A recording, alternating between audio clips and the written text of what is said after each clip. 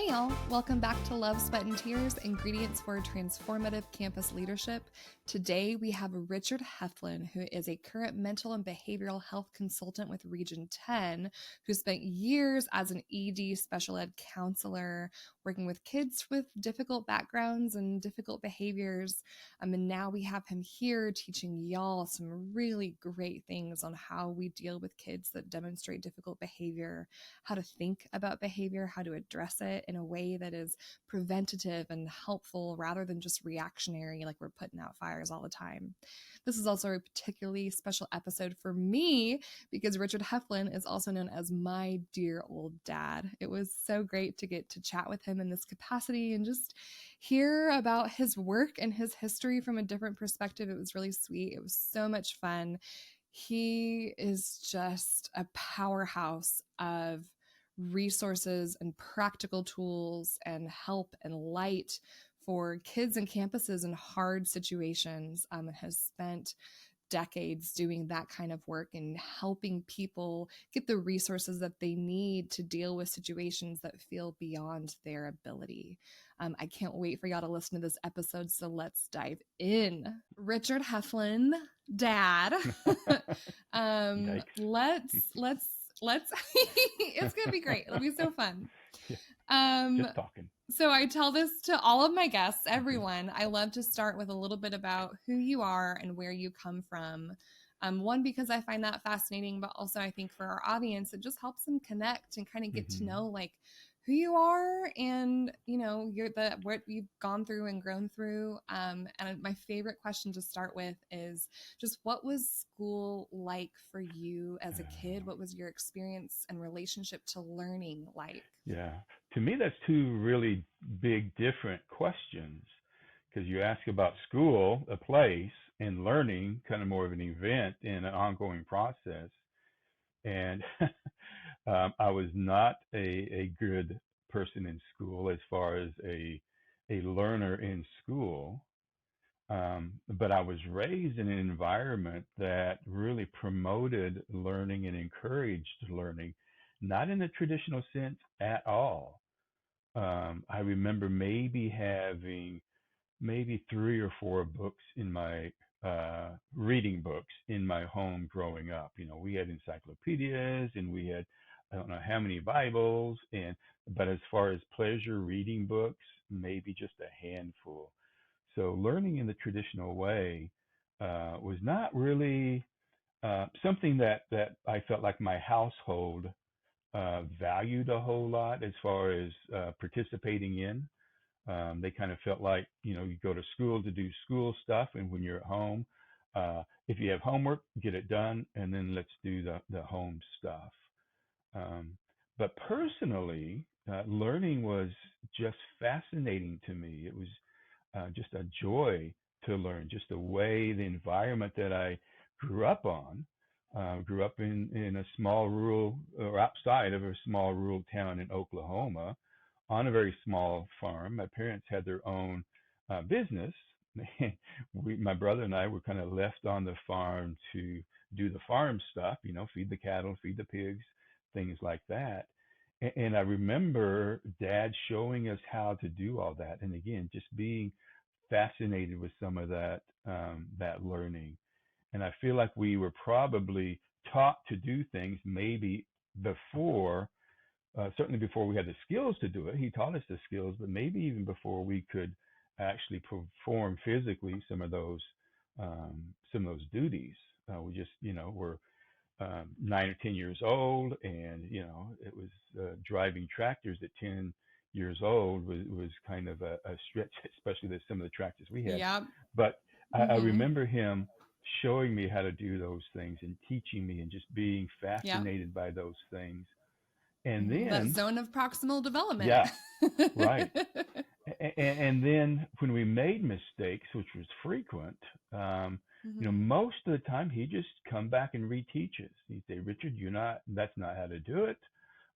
Most of the time he was relatively patient with us, sometimes not so much, but that was a generational thing back then. But he would reteach us and show us how to do it. And I never remember being afraid or worried about making mistakes because I always knew, from maybe probably a different part of our relationship with my dad and my parents, they had my back. I knew they cared about me. And so in that environment, and I think that's important and really formed a lot of how I see the world today, in that type of environment where I knew they had my back, it was okay to make mistakes. And it was okay out of that sense of being okay to make mistakes. I was able to be incredibly curious about not just what I was doing in the moment, but about the world in general. Because if I could be curious and know that making mistakes was okay, then I could do that with a little bit more confidence. And I really kind of learned that early on in this farm environment, and a little bit through the athletics. Um, my dad had my brother and I in wrestling. I guess I was probably 5 years old.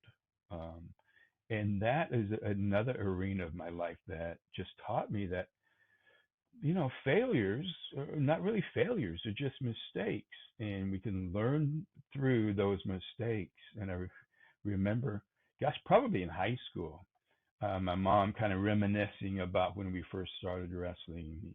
She said, for the very first time, I didn't realize it, but until high school, she said, Richard, you didn't win a match your whole first year. And I had no idea. There's no sense of failure from those losses at all. It was just, hey, let's keep in there, let's keep doing this, let's keep doing the task at hand. And again, that helped me be curious and be confident, because I can be confident because I don't have to worry about making mistakes. It's just something we all do. And even in my failures, even when I lost a wrestling match or football game, I didn't take that on as part of who I was, because again, I was confident in my parents were always going to be there for me, and I think as we look at education, that may be a key missing in our classrooms sometimes. Just that safe, academically safe place to be. Is it okay in our classrooms to make mistakes without the fear of of something unsafe happening to me, whether it's a comment by another student or a dismissal of the wrong answer by the teacher, whatever that might be. So really saw how I grew up as kind of this encouraging this curiosity and learning and not being afraid to make Mm. mistakes.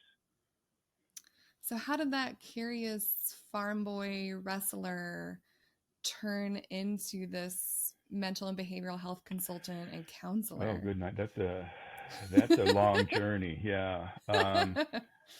Going into college, it was at a time where computers were still relatively new. I remember seeing my first, um, I guess, desktop. My parents owned their own business, and um, they were, because of the business they were in, they were provided a computer. Probably had to buy the computer from one of their people that they represented in the insurance business. And I remember seeing that, was so fascinated by, it was one of those big, huge, um, CRT screens with, monochromatic green phosphorus screen. And I was just fascinated and enthralled by that whole, and just the idea of sending information across the internet at the time. And it was very different back then. It was mainly educational, higher ed folks and military folks, and it was just coming out where the business world started using that information. No one really had personal computers. They weren't, they just weren't around. And that fascination with that computer really kind of spawned this interest in computers. So I went to school, went to college to be a computer science major.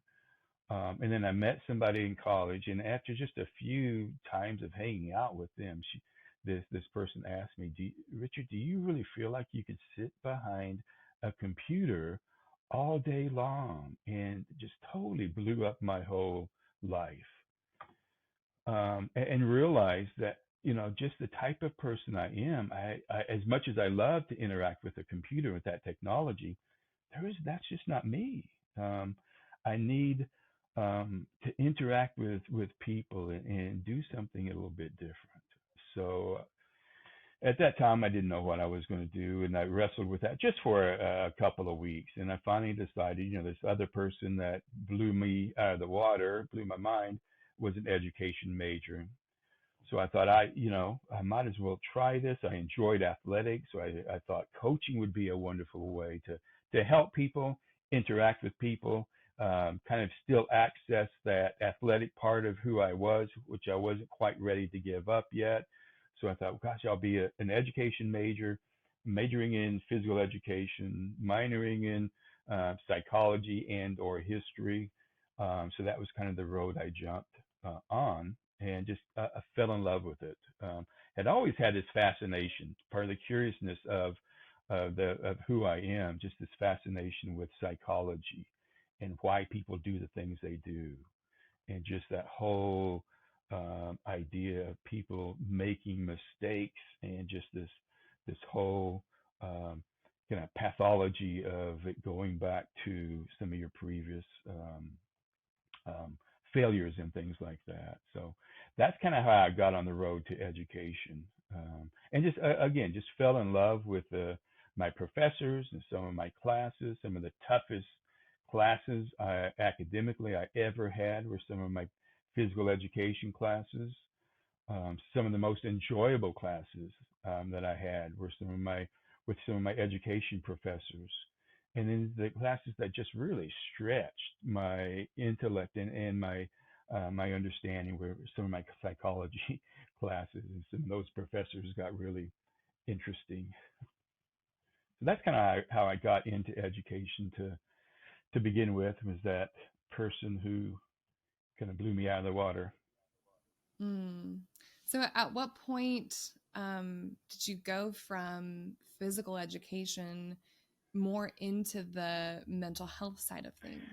Yeah, looking back and talking to some of my high school friends, at my anniversaries of graduations and things like that, I've had a couple of people tell me, Richard, I'm not surprised that you went into counseling because you were always such a good listener. And I don't know if it was that I was such a good listener, or such a strong introvert that I didn't want to talk. Um, but I just feel like that was just kind of always part of who I am, and just that desire to help, which sprung from a lot of my background, my mom especially, and my dad, just always helping people, and being the first to volunteer to take somebody a meal if they needed it, or whatever that might look like. Helping another farmer out, getting the wheat in before the storms came. We were always doing things like that. So just that helping nature just really came through. And then meeting that with just this love of psychology, and just especially abnormal psychology, it just became a really good fit for me. And I think even before I finished my undergrad, I realized that I'm going into education, but I'm going to use education as a vehicle to get to mental health and to get to counseling. Um, and that's probably why I took so many psychology classes. Just that, again, that fascination, that curiosity. I kind of always had this idea in the back of my head, I wanted to be a counselor. That's kind of the path I took. So, what was that transition like from the work of being a PE teacher to the work of being a counselor? Gosh, it was very different. As I was teaching PE, I would have big Hmm. classes because Sure. they often would, send two regular classes out to me for PE. So some of my classes, sometimes I had 90 kindergartners in a class at the same time. So managing that, I learned very Yeah. quickly, just out of self-preservation, Yeah.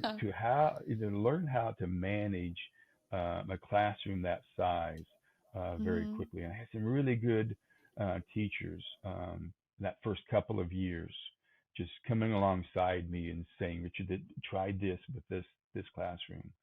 So it's fortunate to have that, and so those mentors I still value a lot. And then just that transition, going back and getting my master's, and it was just a weird set of circumstances as I was finishing up or almost finishing up my master's degree. A position came open in the district that I was working in for a special ed counselor. My wife was always also a special ed teacher, um, and this guy would come into her classroom. She was teaching in a behavior classroom at the time, and pull these students out and talk to them for 30 minutes or so. And so that just really was exactly what I was looking for in education. And then as I got closer to graduating, this position came open. I applied. Fortunately for me, I was the only one to apply. And so there wasn't a I didn't lot know of that. choice. Yeah. Um, and so that's kind of how I got into it. Just a weird Hmm. set of circumstances and timing, or God's provision, or whatever you want to call it. So, you're kind of in your first few years of being a counselor. Mm, What were some of your big takeaways from that time? What, did it feel comfortable for you? Did you feel like you were floundering? What did you notice was yeah. missing in the system? Yeah, certainly a lot of floundering. But again, with that confidence that I had from my upbringing, floundering was not a problem. Um, Luckily, at that time, I was had a wonderful coworker, and we floundered together. So again, bringing a lot of safety, we were able to um, just kind of through relationships, we were able to get together at least once a week and just kind of do some case reviews. And that time of mentoring, kind of a co-mentoring type of thing, because she was brand new also, was really really valuable.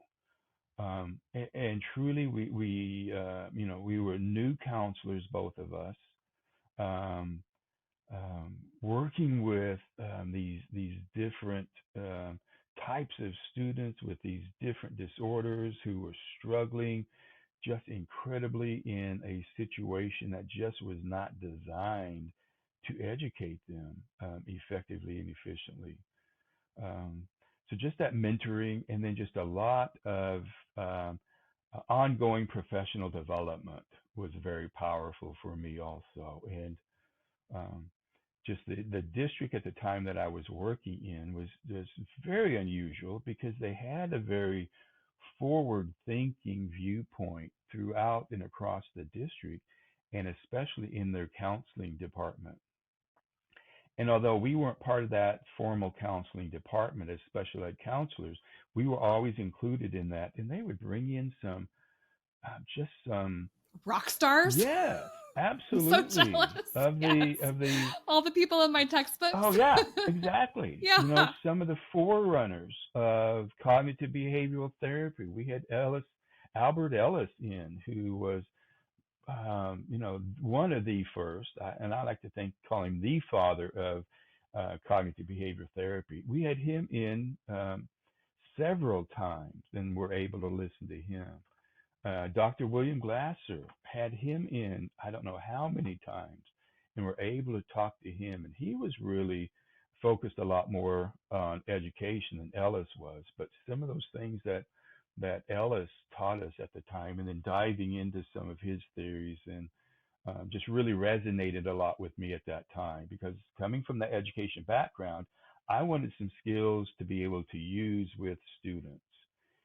And so the Rogerian stuff that I was taught in my master's program uh, just really didn't resonate completely with me. I thought, yeah, that's good stuff, but I need more. My students need more. I want to do more than just kind of let's feel together and hug it out type of thing was my attitude then towards that. Now it's almost a 180. um, yeah, and just finding out some really scientific evidence behind the importance of hugging it out and just what it provides for us at a neurological and physiological level is just what we need to do in combination with the cognitive behavioral stuff is important. So, I want to kind of switch our conversation now to some more specific and practical tools, some better understanding to Mm-hmm. kind of deepen our Mm-hmm. knowledge about what specifically administrators need to know about the kind of work that you do, Yeah. and maybe give them some tools to navigate all of the things. One thing I hear so consistently from administrators is, how do I deal with behavior? How do I spend Yeah. less of my time Yeah. putting out, dealing with this crisis, Mm-hmm. and more of their time doing the things that kind of got them into the position? Yeah. So before we dive into what to do about Mm-hmm. behavior, I really want to spend some time talking about what behavior is and where it comes from. Yeah. Yeah. Um, years ago, we and I want to preface that by a lot of the way we're still viewing behavior, especially in Texas, comes from that old idea of the stimulus response, behaviorism type of idea. And as we're learning more and more about behavior and what it truly is, and especially what it is kind of becoming more in our society, even more in our society today, is that behavior is truly a form of communication. And this type of communication, very often, the students and or adults are communicating needs that are often unmet in their environment. And I still see again, and especially in Texas, us still using some of those old stimulus response type of behavior ideas, and it's just not working. As we kind of dive into some of the behavior data on campuses, we often see things like 80% of our time spent on behavior is spent with just 1 or 2% of the student population. So we see a lot of students just repeating some of this negative behavior, and it's just a few students that are engaging in that type of behavior. So we need to really look at and analyze: is what we're doing working? Is this, when someone does bad, if we just do something bad back to them, like assign them a consequence, and leave it at that, is that working for us? Do I need to do something different? So if we want to spend less time on behavior, we might need to look at what we're doing and change some of those things that we're doing. And I think the first thing that we need to look at is changing that old paradigm from, what's wrong with this kid and how can I make them better, into what's going on with this kid. What is this behavior trying to communicate? What might be an unmet need that this student is engaging in? So that kind of thought maybe needs to happen probably that second, at least by the third time I see that same student in my office for a behavioral issue. What I feel like I can hear a lot of admins saying, yeah, I would love to do that. I don't have the time or the resources Yeah. available.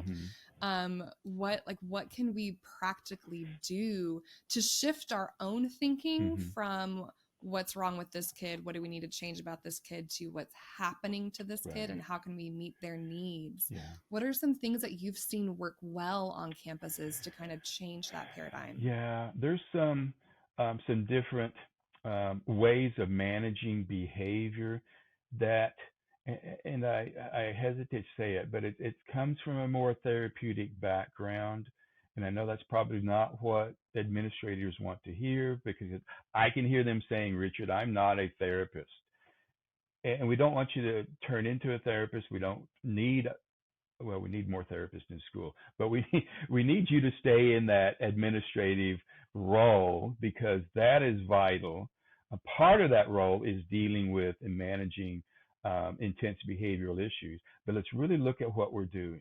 Let's look at some of the tools we're using and just realizing that we need more tools and then where can we get more information to manage behaviors a little bit better. That first, and it's a big step. That first step is to start analyzing what that behavior is about, what they're trying to communicate, what needs aren't being met, and we're not going to be able to meet all their needs. I'm not advocating that at all, but just realizing that the student isn't engaging in this type of behavior just to make the teachers upset. They are doing that. They're effective, very effective at doing that, but that's not the motivation behind it. So asking that student or having someone else on that campus asking the student some questions. What's going on with your life? Where is this behavior coming from? We've got to get to that point in emotionally neutral, safe place where that student's going to feel safe to engage in that type of conversation. After the consequences are meted out, after that time is over, bringing those, and I hate to use the phrase frequent flyers, but people are going to know, especially administrators, Right. are going to know Oh, who yeah. I'm talking about. Mm-hmm. Yeah. Bringing those folks back into my office and asking them those questions. It does take time up front, but it's going to save us time in the long run on the back end. So those students will slow down their frequency, maybe not stop altogether, but at least slow down their frequency in visiting the office because of behavioral issues. Can you think of some good resources for administrators that are like, okay, I can do that, but how? Yeah. Or either some books or some speakers or some trainings or things that would help admins have those conversations in a productive way? Yeah, one training that I really have just fallen in love with, and more Mm, so, I've known about life space crisis intervention for, gosh, 20 years or so, and just a really good set of tools to have in your toolbox, either as an administrator or as a counselor or as a behavior classroom teacher. Just to have those set of tools is really going to be an effective way to get to that point of what happened to you. And it's just, and it goes from, how to de-escalate a situation with a student and walking through a set of tools on doing that, determining where the behavior originated from in the immediate environment, and then looking past that immediate environment to see if some other things may be going on in that person's life. How can we get those addressed? And then meeting out some consequences if that's needed to. The training is it's a four-day training typically to get that full set of tools. It is offered online through Life Space Crisis Intervention. And then there's pop-up trainers around Texas, around the nation, certainly, that will provide that training, that come to your place and provide that training for you. And that's my favorite right now. There's always some others, uh, on a global sense, looking at a campus or district, more globally. I'm really liking what the restorative practice movement is offering us, and that's a really good way. Both the life space crisis intervention and restorative practices are really coming from that trauma informed perspective. So it's really understanding that our kids, there's something underlying a lot of their behaviors. And then it's also, both of those are also very much brain based type of behaviors. So it's taking into account what's going on neurologically and physiologically, that it's not just overt behavior. There's something more complex than just this. yeah. Let's talk about that trauma element for a little bit. Okay. It's everywhere. We can't avoid Yeah. it. But I also feel like, the more we say a word, the more it loses its meaning. Hmm. So I'd like to kind of spend some time kind of crystallizing and solidifying what trauma is and how it affects the Oh kids that we yeah. see on our Yeah. campuses, and how it can affect us as administrators and educators. Yeah, and trauma is that overused word. What trauma isn't, it isn't when I can't find my shoes in the morning to go with my outfit. That's not what trauma Mm-hmm. is. Trauma is not Yeah. about not being able to find your favorite milk in the store. That's not trauma. Mm-hmm. Um, Trauma is a much more complex issue that has again, some physiological components to it, some neurological components to it. Um, that it's a little bit more complex than kind of what we typically have an understanding of. Trauma really doesn't have any boundaries regarding age or gender. Certainly no boundaries regarding socioeconomic status or race or ethnicity or anything like that. Trauma is a very common experience for adults and children, especially in our American communities. A lot of times it's easy to kind of dismiss that trauma is existing in our country. So talking about trauma, Yeah, what it is, and maybe even how to recognize it. yeah, and just how common it is. I think that especially as educators, we need to realize that our students, uh, not all of them, probably not even most of them, but at least a good third of them are currently going through some sort of traumatic event. Um, and that's kind of one definition of, or one aspect of trauma. That trauma results from an event or a series of events or circumstances that's experienced by the individual. Um, and it could be experienced by a community also, a set of individuals. But trauma is very individually based. And that's one of the confounding things about trauma is if you and I were to go through the same event, maybe it's the effects of a tornado and we were both in that tornado. It's very possible that one of us would come out traumatized by that and another one of us not. And that's kind of one thing that kind of confounds our perception or our ideas of trauma. Sometimes that kind of breeds this idea of, I went through that myself when I was your age. Yeah. You just need to pull Right. yourself up by your bootstraps and, Right. suck it up, buttercup, and let's get on with Mm-hmm. life. And, Yeah. Yeah. some people are maybe a little bit more able to do that because of their protective factors that they have going on in their lives. Some other people just don't have those protective factors in their lives. And we're seeing as a society kind of the dissolving of some of those protective factors in our lives. There's not as many of them just functionally available for our students as much as there were at least 10 years ago. And then another part of trauma besides this event, this experience. So another part of that trauma is the experience. It's also the effect. What does that experience? How does it affect that individual? Um, and trauma always has a physiological effect that has some long lasting adverse effects on that individual's functioning, whether it's physical or social, emotional, spiritual. Um, and if that trauma experience happens at a young enough age and is prolonged enough, it can actually cause some differences in how the brain is shaped. So some anatomical differences. That prefrontal cortex is a little bit smaller.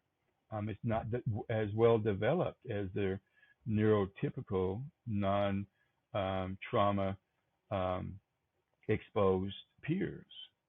And that can, not always, but it can continue on into adult life also.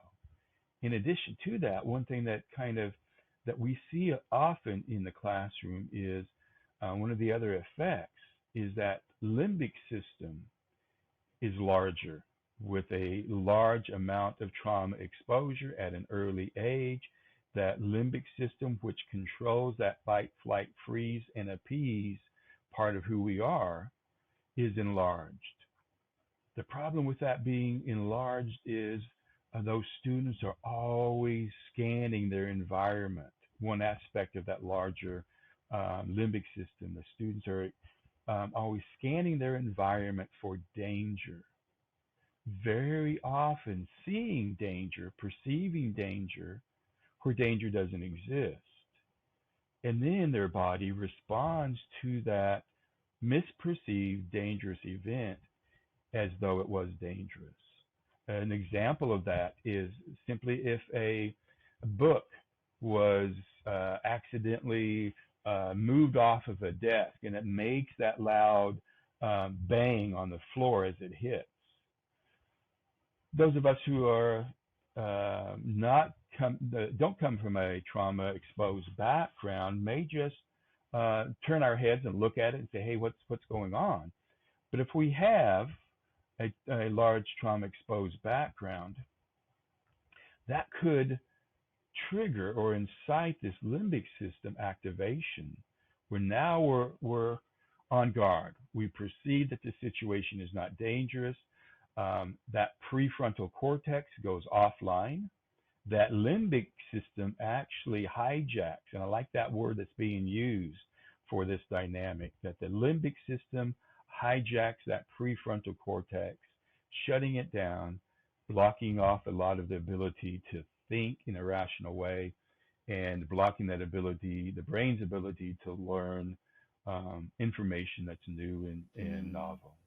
So what can we do with this understanding? Like how can we recognize when someone might be in that state? Yeah. And then what do we do to help them learn in a campus environment? Yeah.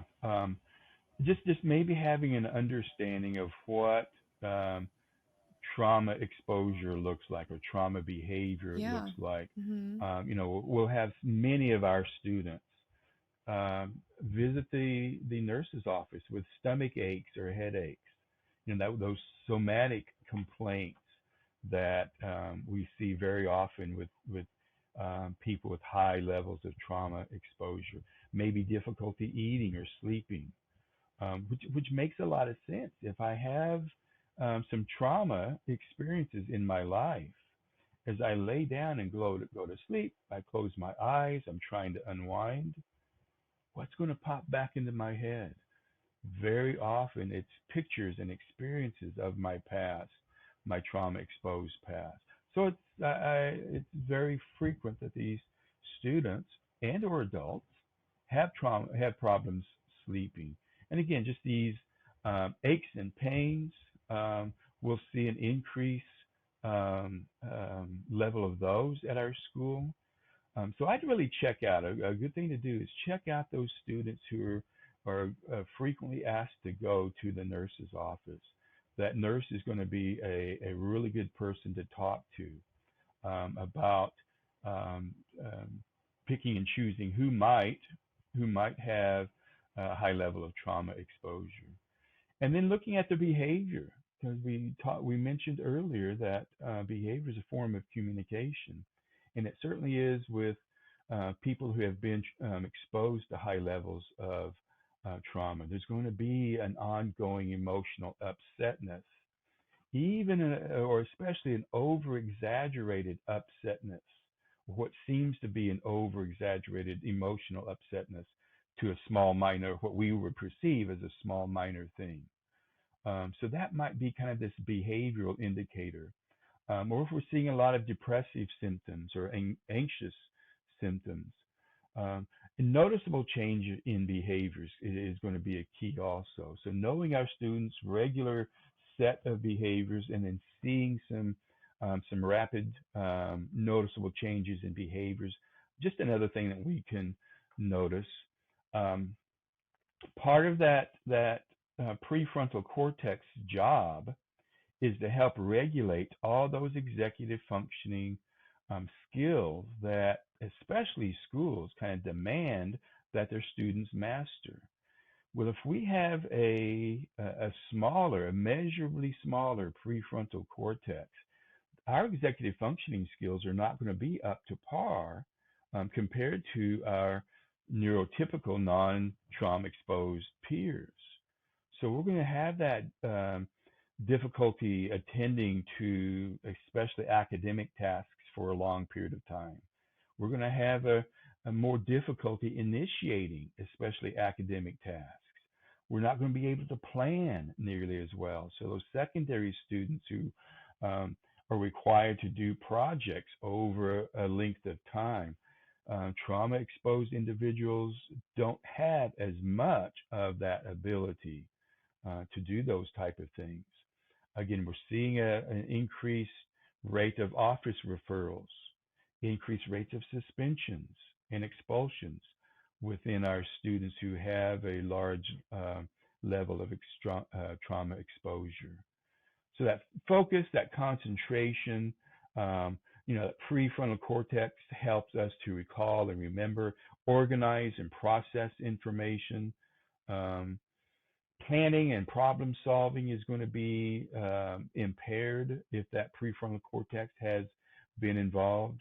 Um, so those are some of the signs and symptoms um, that we see in the classroom, and just realizing where some of um, the events that happen in children's life that can be a source of trauma um, that are often unmet. One thing that and sometimes I cringe to talk about it is the separation divorce in the family structure, and how that is can cause some high levels of trauma if that situation isn't dealt with in an appropriate manner.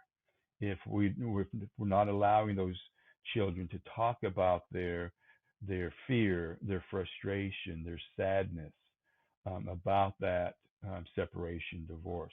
Now, they don't have to necessarily talk to the parents, but maybe they can talk to an aunt or uncle, someone else involved in their lives. Maybe it's a situation that we could proactively get a counselor involved in.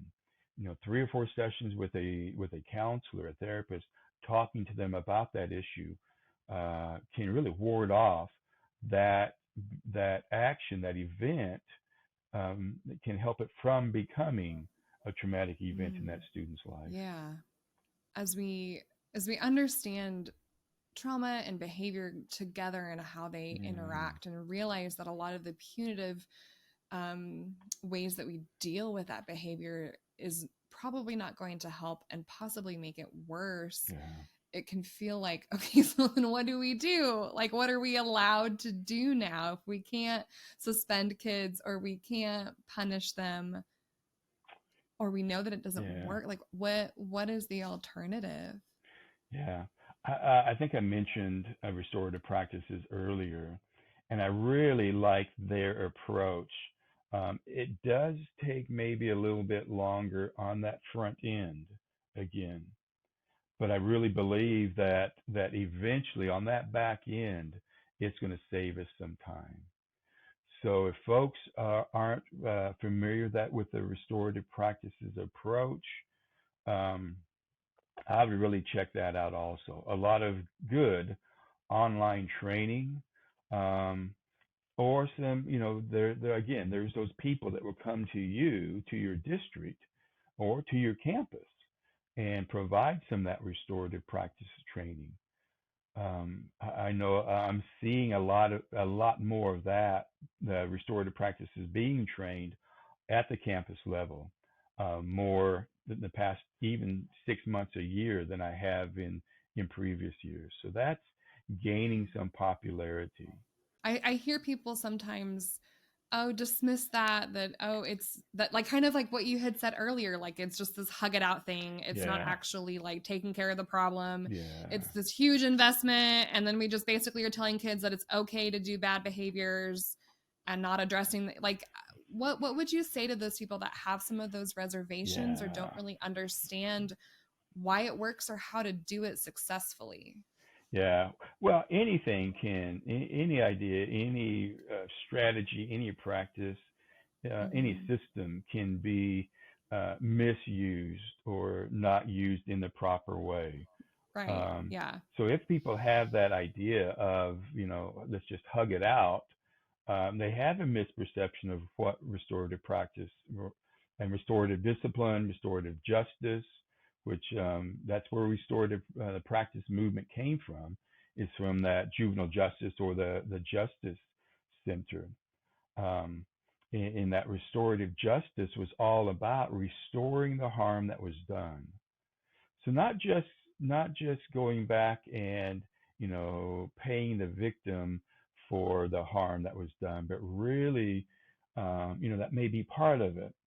But really, the restitution is more about addressing all the aspects of the harm that was done, not just the fiscal aspects, not just the financial aspects, but a lot of that relational aspect to it. And that's probably where that idea of let's just hug it out kind of comes from, is that's all that people see, is that let's just hug it out, that restoring that relational aspect comes from.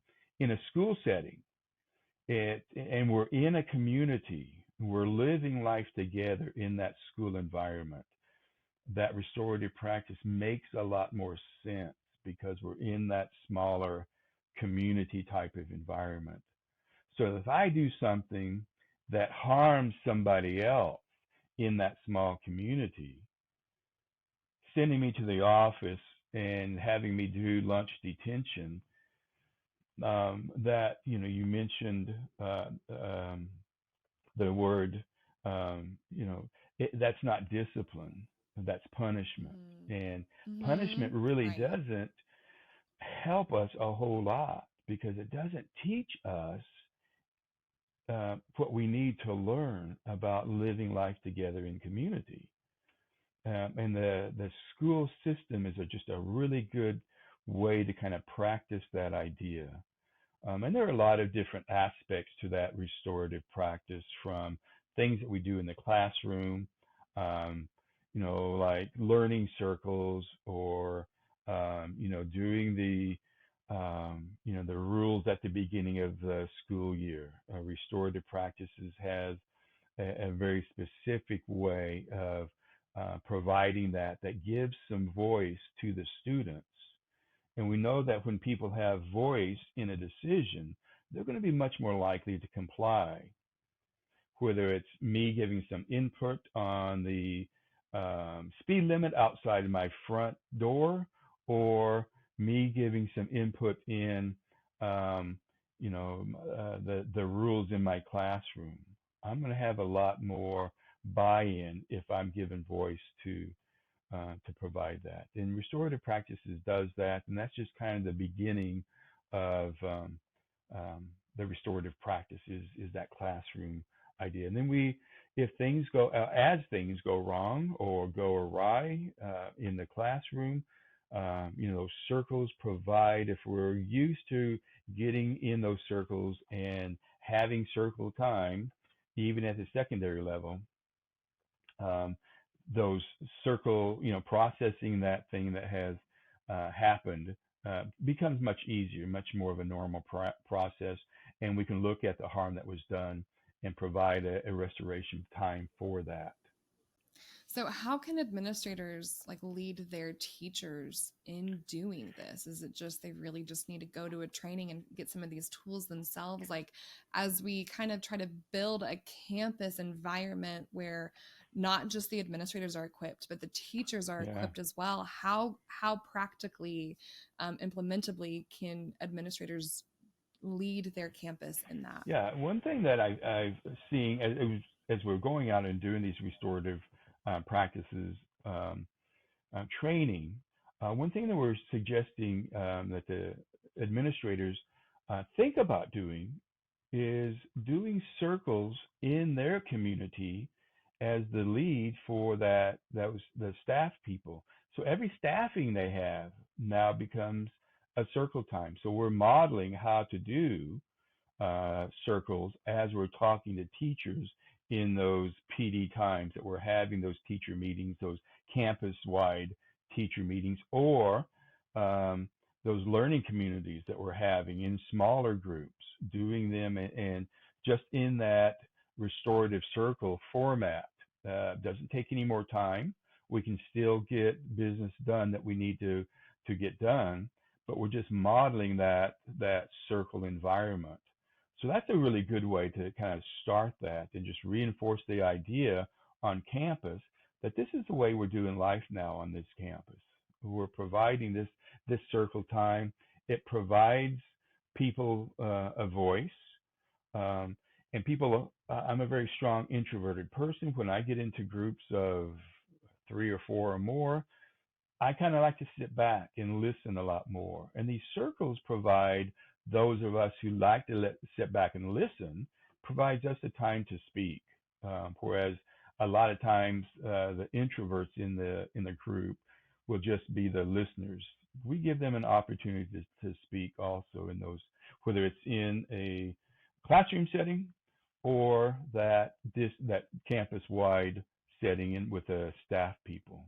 For administrators that maybe you're hearing this and feel like, oh, my staff is going to hate that. My staff isn't going to want to do that. Yeah. Where can they go? Like, what's a good resource to get a script or something that they can follow to make this work, to make it not just like, to really get value out of it for their staff members? To me, I always like seeing it being done. Give me a visual example of other people providing restorative practices on their campus and what that looks like. I hate to call anybody out, but probably I should anyway. Mesquite ISD has had some, and I haven't seen them in the last couple of years or the last year or so, but they had some really good, well done videos of their secondary level folks providing some restorative circles with people. And just a really good example of how they do that. Again, it does take some time on that front end, and I know I keep saying that, but I know that's one thing that's on the administrators' minds is I just don't have time to do that. But if we provide some extra time up front to do that, I really believe it's going to save us some time in the long run. If we in a very organized way get to the point of what the behavior was about and healing some of that harm that was done and teaching that student some better ways of managing those ideas or feelings that they were trying to express through the behavior. Again, we're not going to see that student, I don't think, at the same frequency in the office for behavior as we did in the past. For some kids, it may take 3 or 4 restorative circles to get them to make a frequency change. The restorative practice, they don't have any special incantations that they say over people. There's not a magic wand. But it is, I really it's what we all want. Yeah, right. Yeah, just give so me. It's like, yeah. What are the specific words I say to make this kid stop doing it? Yeah. Yeah. Yeah. And there really aren't any. Restorative practice comes close. Life-based crisis intervention, again, gives us just a really good concrete roadmap for addressing some of these type of issues. And again, restorative practice provides that kind of that scaffolding for managing behavior at a little bit deeper level. I guess in the end, what administrators need to kind of look at is what they're doing working? And if it's not, we know the old saying, if it's not If it's not working, doing the same thing over and over again just does not make sense. So we need to maybe learn some more tools and do things maybe a little bit differently. Again, restorative practices have some online examples. They have some online um, professional development, and as well as the LSCI. If we're going to be spending a lot of time addressing behavior either way, Right, would you rather do it on the front end or the right. back end Yep. after the damage has been Hmm. done?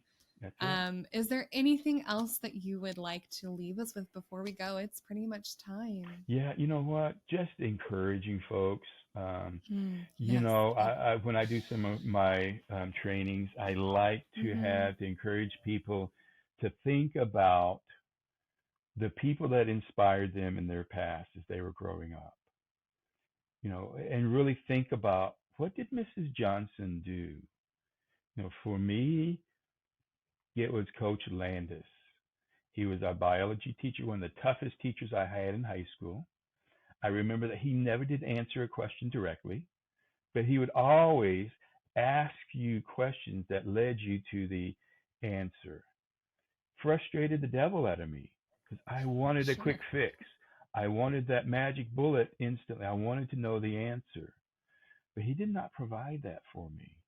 And he was a coach. He was one of my wrestling coaches, the first one to kick me in the tail if I needed it, but also the first one to offer a hand up as I needed it, or a pat on the back, or some encouragement.